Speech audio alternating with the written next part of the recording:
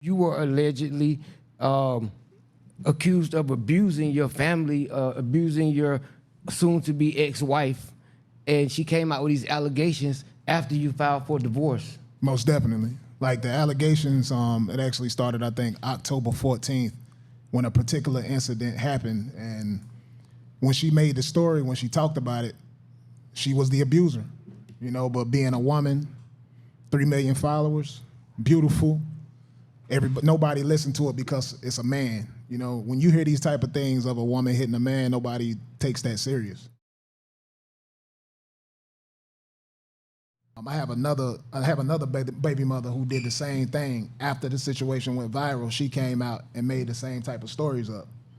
And she did the same thing to another boyfriend. But this other boyfriend, she said that he was a pedophile or whatever.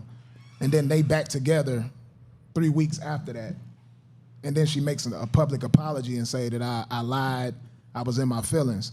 So a lot of women are doing these things just to try to keep the dude. I understand exactly where you're coming from when you say you're set up and different things like that, because I was in a 7-year toxic relationship and I was fighting. I'm not the type to leave. Like, I'm the type to stay. I always wanted a family, and that's what I always tried to build. So I've been fighting for my kids in court since I was alienated from them 11, 12 years ago. And once I'm in it to win it.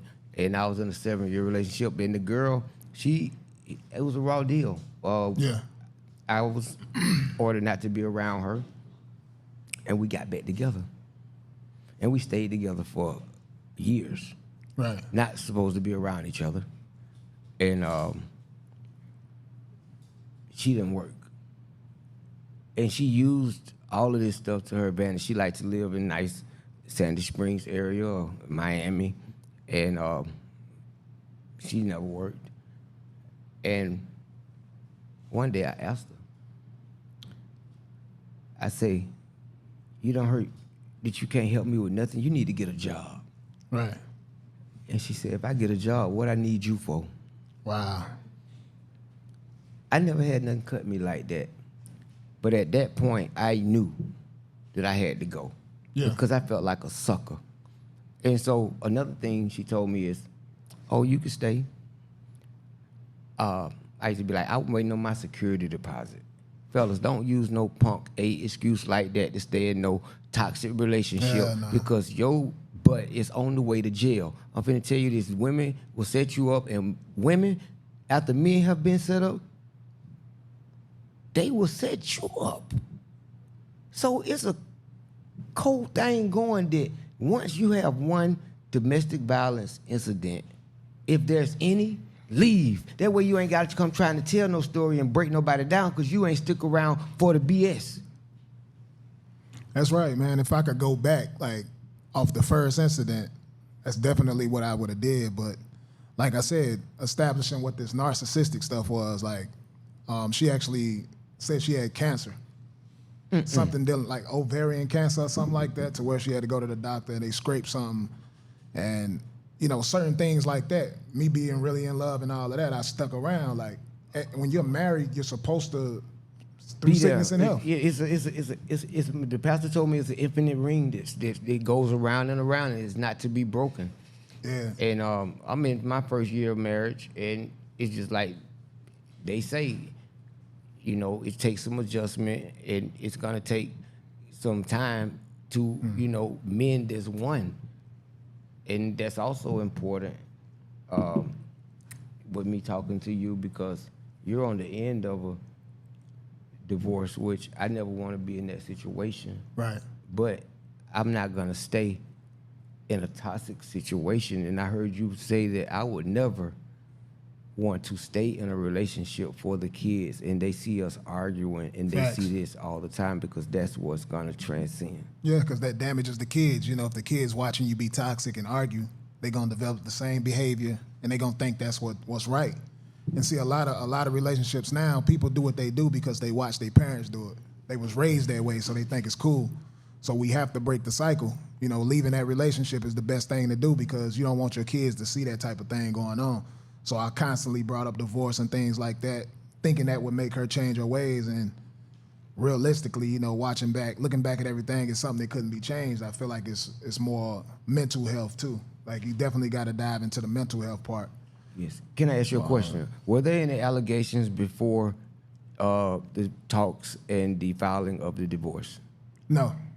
It's even some of her friends even saying things like they never heard anything about abuse or none of that until that particular incident where she wanted to go through my phone. That's all it was. Like, I allowed her to go through my phone every day. She had the password. I had the password to hers. I never went through her phone. After going through cancer, I started looking at how I was treated throughout the marriage, and I felt like, nah, if you ain't gonna trust me, you're not going through my phone no more. You've been going through my phone the whole marriage. Ain't nothing going on. You treat me like shit. I'm not letting you go through my phone no more. So that day I put my foot down like, nah, you're not going through my phone. And when I did that, that's when that incident happened. Her taking the phone, trying, smacking me, different stuff like that, calling the police saying I hit her. She actually pepper sprayed me and everything. I had a pillow to block the pepper spray. You weird. You're sick. You're sick. You're sick. And you're sick. And you're sick. I am dumb. I'm dumb for marrying you. Yes, I'm dumb. I'm dumb for marrying you. I'm dumb. You better smack me. That makes you even better. Smack me. Smack. There you go. Just go. Do more. Do more. Do more. Do more. Do more. Abusive person. Do more. Goodbye. Now you want to take it to physical abuse too. You've been verbally abusing me the whole time. Let's go. Let's go. Goodbye. Do it. When you come back, do it. Oh yeah. Well, let's do that too. Because I'm going to see the lawyer today. I want you to put it on there so I can record that too. Put it out there. You giving everything I need. Thank you. Going to see the lawyer at 4. Yes. Yes, I got so much shit to show him. Acting like you a good person. Ain't nothing good about you. Never was. Came into this marriage wanting to come up. That's all it was. I'm gonna touch it. Got it right now.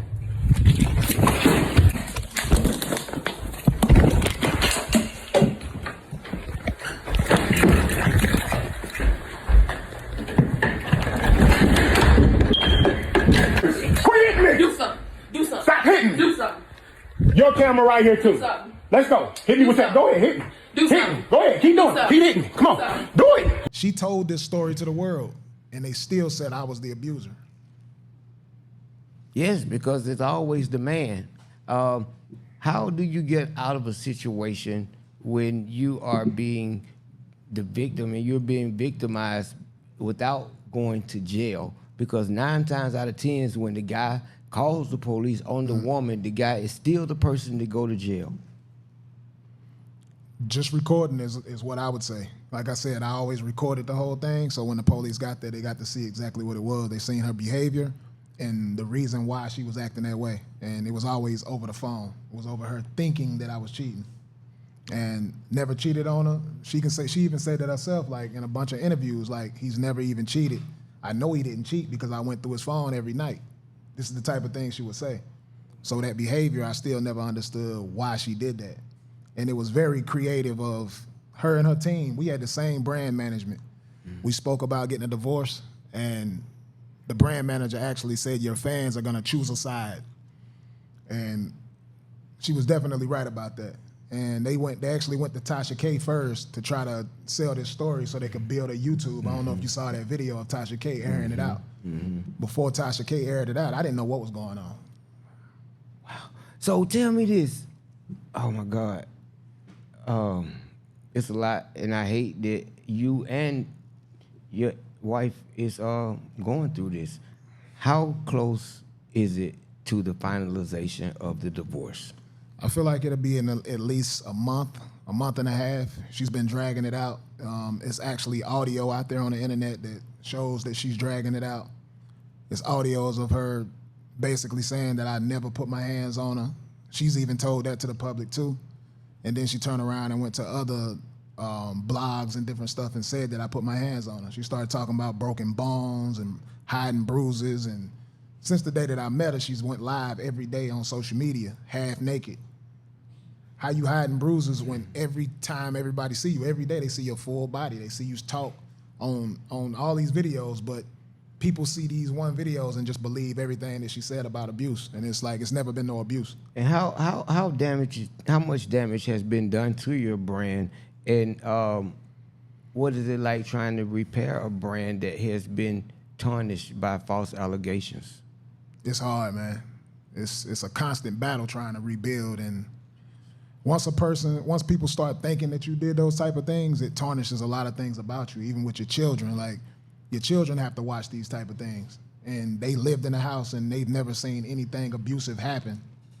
So now they gotta decipher through it like, dang, did something really happen that I didn't see in the room or anything like that? So it's very damaging.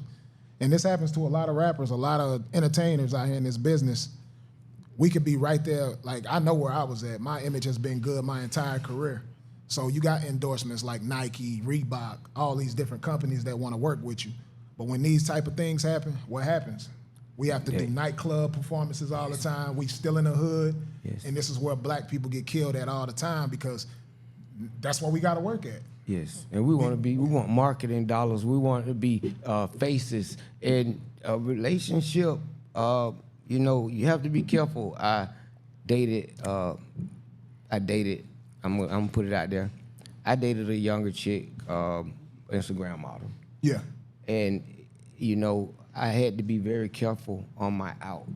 And Jock told me, I had bought her some clothes, and then she realized that she hadn't bought me something, so she started trying to get the hell on with the gifts. And I'm like, hold on, Shawty, leave like you came. Right. Get them little dusty Air Force Ones you had. And but you know, I pulled myself back and I went and talked to Jock. You know, he helped me. He said, Shawty, it's your dismount. He said, your dismount has to be right. He said, why you think I'm still friends with a lot of the people I've dealt with, and it's not, oh, F him when I see him? He said, because it's all about your dismount. That's true. So I got all the stuff and I took it back over there. And I said, here you go. I was wrong. And then I had a conversation with her, and I explained to her that I can't go through your 20s with you. My 20s was hell. Yeah. I can't do this. What am I doing? I said, I would be more of a mentorship. And so I do think that men should date younger. Was your wife younger than you? Yeah. How much younger? 10 years younger than me. And do you think that was a major factor in the miscommunication, the mismatch? I do. Definitely later into the marriage, I could see that. You know, they feel like, so when you married, and then not just the marriage part, she has 4 children. Not yours? No, she had 3 children when I met her. So when even with the whole narcissist thing, when people say things like, he's narcissistic, narcissists don't build people up, change their whole life, you know what I'm saying, for the better. Narcissists actually do tear people down. Like, that's their intentions. And all I did was build her up. Like I said, I raised children that were not mine as my own children. And Ooh, Jesus. I don't understand it. Like, when she first met me, I had 6 million followers. I don't know if you used to see my Facebook yes, page. I did. And I saw that your Facebook disappeared. Yeah. And you had no idea where it went. I don't. And you still to this day have no idea where it went. Still have no idea. Like, the page had actually went down a couple of times through Facebook. You know, I'm publishing through Facebook. Mm-hmm. And they would always give it back, say it was in error. Like, I actually still have emails that prove those things. It went down again right after I came out of surgery, getting my stomach removed. And this was right around the time that this whole thing happened with the smear campaign and all of that. Okay. And, you know, it was only 3 admins on the page, myself, my brand manager, and my wife at the time. She was a admin as well on the page. So once the page went down, I still don't know what happened with it. Wow. And who and she was the only person that had access besides yourself? Her and the brand manager. They both had access to the page, and still I ain't been able to recover the page or nothing. Yes. Man, Brother LaTrue, let me tell you something. I feel the energy. I feel the hurt. I've been also set up. I've been cheated out of fatherhood. I've been locked up. I lost every single thing I had. I had to live with Jock for 7 months. And Jock just told me to save my money and pay my lawyer fees. That's dope. I rebuilt myself. I had a car accident, broke my femur in the middle of it, that was God breaking me down to build me back up. I got my legs back 100%, brother. Through the process, I met a beautiful woman who became my fiance, who's now my wife. And we have a home, and it's really a home. Congratulations. So if I can tell you that God will break you down to build you back up in the midst of a storm, because I still haven't been able to see my kids. So it's a blessing, and it's in the midst of the storm. And what I'm telling you is stay strong, brother. You gave me a jewel. You say, I know you just got married, and I know everything, but no matter what, don't let it stop your grind. Don't let it stop your grind. That's one of the things I definitely did. Like, Can you tell? When you're in a relationship, they can be career killers. Yeah. But when y'all are fighting, when y'all are at it, that's the time to ignite your grind. You go super hard. Go super hard. So you can secure the bag for when good times. Because every lost day is a lost pay. But see, you know, like even people speaking on the whole abuse thing. Like, Come on. Even after the separation, my address got leaked to the public. She went on a video saying that I put a hit out on her. She said that I was gonna release nude pictures of her, and it was a nude picture released of me, which revenge porn cases is already put into place on that. So, like all of this abuse stuff they talking about, it's all been coming my way, even after the divorce. Time will tell. So, Time will tell the truth. And you got that name for a reason. The truth will come out, and God will restore everything that they took away from you. So you stay pure-hearted.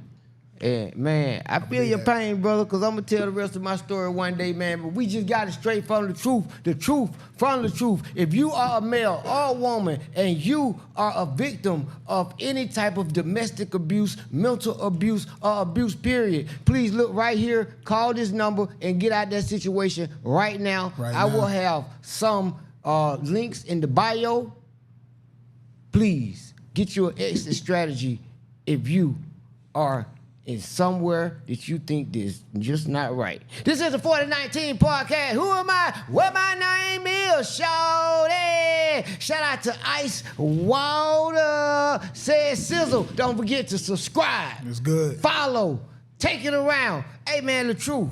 If you can tell your people, your following, your fans, and the universe something that you want to get out to them, anything you want to say, man, just go ahead, tell them where to follow you at, and tell them, speak the truth, baby. Yo, just search La Truth on all platforms. You'll find me blue check verified on everything. But I want to say this to all the mothers and fathers around the world. When you're going through custody situations and all that, man, always do what's in the best interest of the child. Never hate the person that you had kids with more than you love the child that you got, man. You got to put your energy into your kids no matter what. La Truth. Stop the parental alienation. Please. It's 4019 podcast. I'm Shawty, what my name is. The truth. We out.